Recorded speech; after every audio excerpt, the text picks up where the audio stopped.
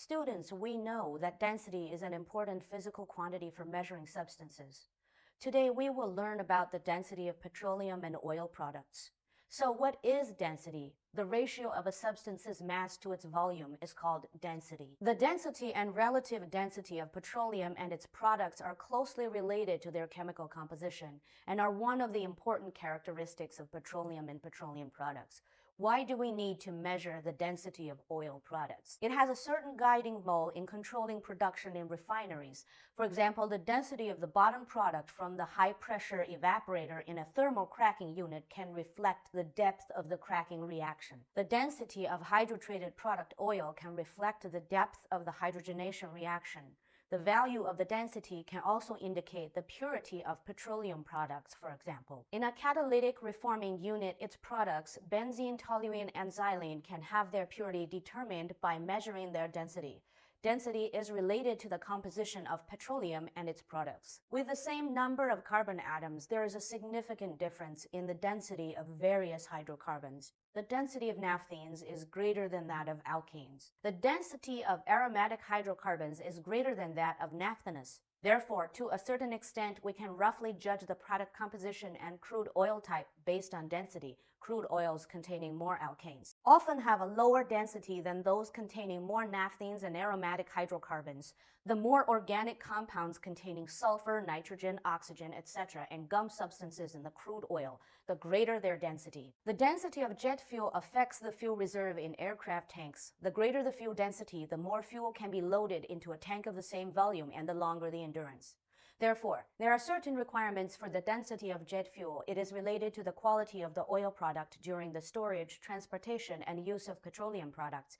If a significant difference is found between the density and the originally measured result, it can help people judge the quality change of the petroleum product. An increase in gasoline density means light fractions have evaporated. When mixing occurs, mixing with light oil products decreases the density if mixed with heavy oil products. The density increases. There are several ways to express density. Let's take a look. Standard density refers to the mass per unit volume of a liquid at 20 degrees Celsius and 101.32. 5 kPa expressed in kilograms per cubic meter or grams per cubic centimeter. We know that the volume of oil products changes with temperature, while the mass does not change with temperature. Therefore, when we measure the density of an oil product, we must indicate the temperature. Our country stipulates that the density of an oil product at 20 degrees Celsius can be used as the standard density for petroleum products. Expressed as ρ 20 from the table, we can see that different petroleum and their products have different densities. The relative density of a liquid petroleum product is the ratio of its density to the density of water at a specified temperature. Why is it compared to water in this definition? Because the density of water at 4 degrees Celsius is equal to 1 gram per cubic centimeter. It is usually based on water at 4 degrees Celsius. The relative density of an oil product is numerically equal to the ratio of its density to the density of water at the same temperature. Relative density is also called specific gravity. It is the ratio of the density of the substance to the density of water at a specified temperature, i.e. the density of the oil at 20 degrees Celsius to the density of water at 4 degrees Celsius. The American Petroleum Institute usually uses the API gravity to express the relative density of oil products. The calculation formula for API gravity is as shown below. From this, it can be seen that the smaller the relative density, the larger the API gravity value. We all know that temperature changes cause volume changes. In the temperature range of 0 to 50 degrees Celsius, the relative density of the oil product at different temperatures can be calculated according to the formula. Here, this gamma refers to the average temperature correction factor of the oil product. Its unit is grams per cubic centimeter degree Celsius. Gamma can be found from this table. Therefore, when measuring density, if it is not measured at 20 degrees Celsius, we can calculate the standard density at 20 degrees Celsius from the measured ambient temperature. For example, if the relative density of an oil product is measured as 0.8591 at 28 degrees Celsius, calculate its relative density at 20 degrees Celsius. Then we can look up the gamma value from the table. We can find from the table that the temperature correction value is 0.000699. Therefore, using the above formula, we can calculate its relative density at 20 degrees Celsius. Some students may have a question: how do we measure the density at the current ambient temperature? Let's learn about the methods for measuring density. Let's take aircraft as an example. They are different from our gasoline and diesel vehicles as they cannot refuel promptly and conveniently.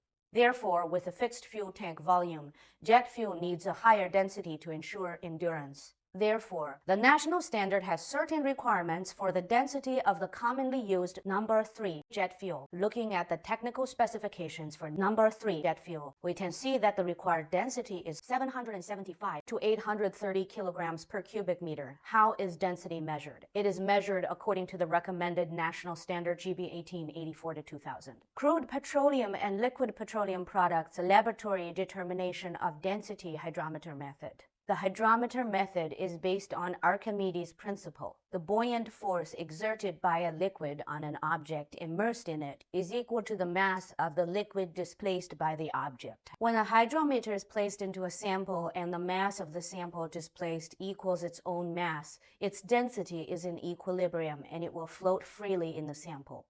So, based on Archimedes' principle, can you explain why it is easy to float in the Dead Sea? Because the same hydrometer sinks to different depths in samples of different densities during measurement. The density of the sample can be read from the immersion scale on the hydrometer. The hydrometer measurement method is fast and simple. So how is it measured? During measurement, the hydrometer is placed vertically into the liquid. When the mass of the liquid displaced by the hydrometer equals its own mass, it floats in the liquid in an equilibrium state. In a liquid with low density, the buoyancy is smaller and the hydrometer exposes less of its stem above the liquid surface. Conversely, in a liquid with high density, the buoyancy is greater and the hydrometer exposes more of its stem above the liquid surface. After the temperature reaches equilibrium, read the scale reading of the hydrometer and the temperature of the sample. Use the petroleum measurement tables to convert the observed hydrometer reading to standard density. What factors are related to the relative density of oil products? Students, please think, how does the density change for alkenes, and naphthalene and aromatic hydrocarbons with the same number of carbon atoms? What conclusion can you draw from observing the table? From the table, we can see that the density of naphthenes is greater than that of alkanes, and the density of aromatic hydrocarbons is greater than that of naphthenes. Therefore, think about what the ideal hydrocarbon composition is for jet fuel. It is naphthenes, because we also need to consider the complete combustion of the fuel.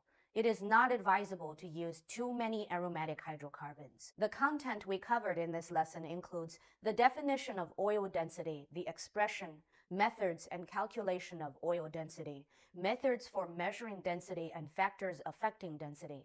That is all for today's content. Goodbye, students.